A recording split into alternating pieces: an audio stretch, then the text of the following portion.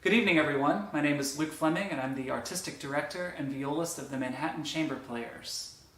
Ever since its founding in 2015, MCP has been performing concerts and recitals for series and music festivals across the world, in addition to presenting our own series in our home base of New York City, for which we've had guest artists from such wonderful ensembles as the former Guarneri Quartet, Orion and Brentano Quartets, Beaux-Arts Trio, and many, many more.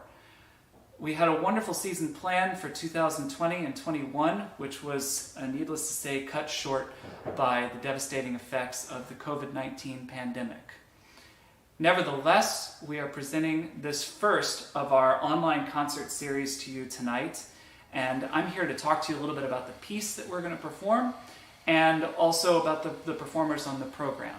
So the piece that you will hear tonight is Johannes Brahms' second string sextet in G major. Now, why have I chosen this piece to present to you tonight? Well,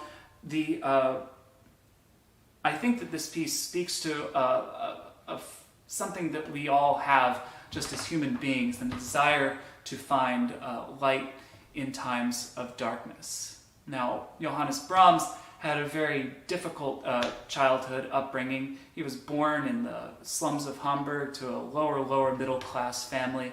And his father was a musician, a double bass player and a horn player who was known in the community as the beer fiddler, because he would play in local bars and brothels with his band of musicians that he had put together.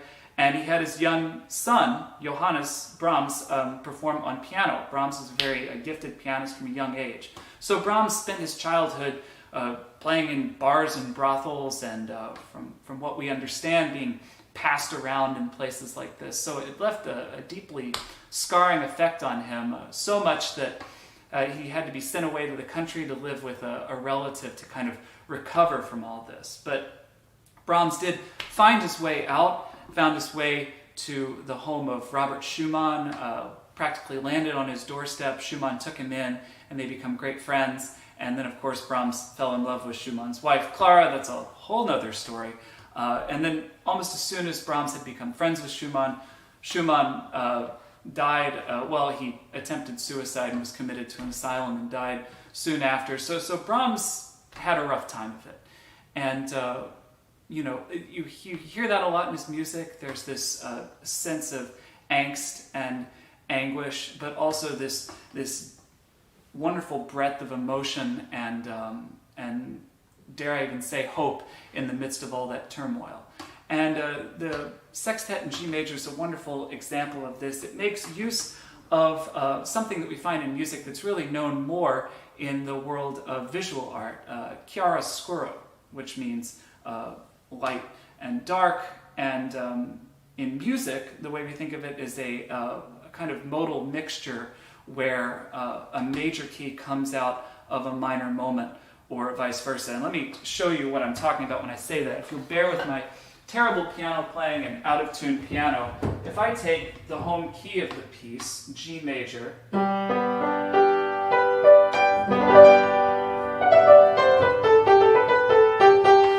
very nice, happy G major, right? If I just take that third of the chord, and then lower it to a B flat, then I have G minor.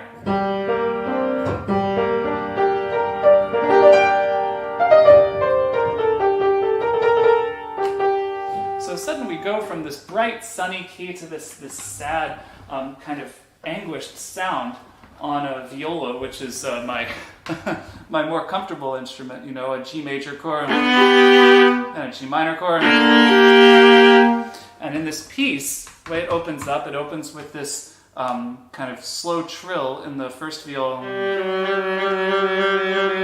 creating this sense of unease and kind of ambiguity.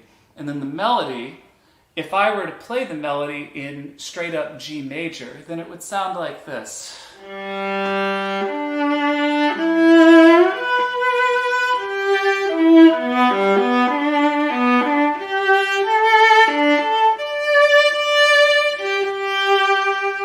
Right? Very nice, happy, right? But if I make a modal mixture of it with some of the B flats and E flats that are involved in the key of G minor, but then have it turn into major, there's a sense of light coming out of darkness.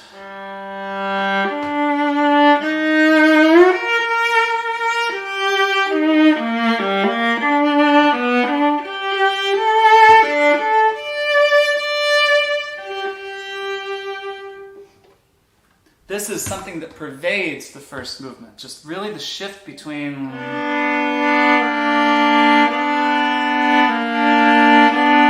G major to G minor. This happens kind of on large scale in the second and third movements. The second movement comes from Brahms' writing in the style of the time, which is to incorporate some Hungarian elements into his writing. So it's a very melancholy dance that in its midsection becomes a rollicking, major key, exciting, happy dance, but it's framed by this sadness. And then the third movement begins with this very pensive, sad melody that's related to the first movement melody.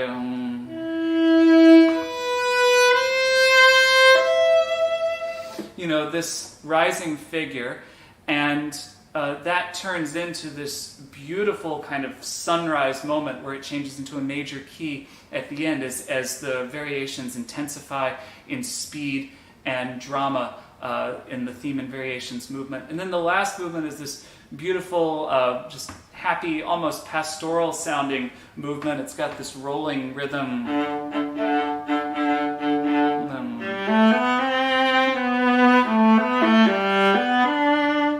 You almost have a sense of just people out in green fields with sheep running around. It's really just a wonderful, lovely way to end this kind of delicate and subtle work. But obviously, I don't need to tell you that the theme of light coming out of darkness is very relevant to the times that we live in right now. And I notice it in few pieces as much as I do in this piece by Brahms. And I can't help but think that in an early work like this, that Brahms's life experiences up until that time had something to do with that. And I think you're really going to enjoy hearing this performance of the work. Now, this performance is taken from a couple of years ago from a concert we did as part of our self-presented New York City series. This one at Holy Trinity Lutheran Church, very near Lincoln Center in New York. Our guest artist for the concert is Marcy Rosen, who's a cello professor at the Mannes College of Music, also the cellist of the Mendelssohn String Quartet, and at the Marlborough Music School and Festival, where she mentored myself and many of my colleagues that are performing in the video, and many of the other members of the Manhattan Chamber Players. And I still remember what a wonderful experience it was working with her on that piece, and just what she brought to the performance. The first violinist is Katie Hyun, second violinist Siwoo Kim, myself on first viola, Matthew Lipman on second viola, and Marcy Rosen on first cello, Andrew Janss on second cello. I hope you enjoy the performance, and let me just say that in order to make our online series possible and to make live concerts possible when they are indeed again possible for us to bring you into the concert hall for, we rely on your support, Manhattan Chamber Players. It is a 501c3 nonprofit organization, so any donations made are 100% tax deductible. You can donate through Facebook to Manhattan Chamber Players Incorporated, on our website at manhattanchamberplayers.com/donate. And we really appreciate your support in these difficult times. And let's make sure that when we can play in the concert hall for you again, that we are able to do that, and we're able to come out through these dark times with light on the other side. So I hope you enjoy this performance of Brahms's second string sextet in G major. Thank you very much for being with us tonight.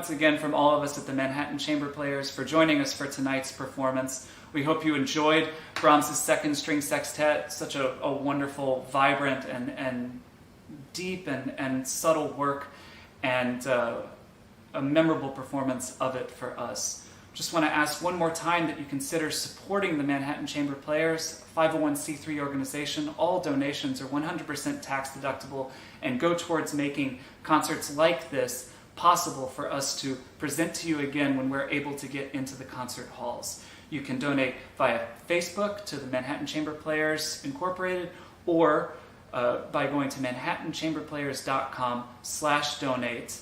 Again, it's a 100% tax-deductible donation.